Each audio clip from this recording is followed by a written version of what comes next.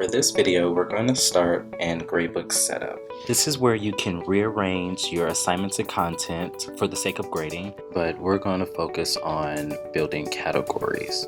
Now I'm going to scroll down to Add Category to show you how to make a folder for, say, your quizzes. Type in the name, and then when it comes to the percentage of these categories, what they're worth, that's where you'll put for your maximum grade. Now we're going to scroll down and save changes, and you're going to notice that it's going to recalculate your entire gradebook now that you've added an additional percentage into the overall grade of your course.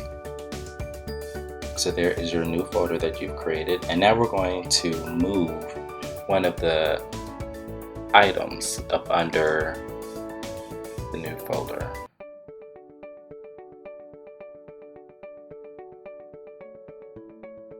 And there you go.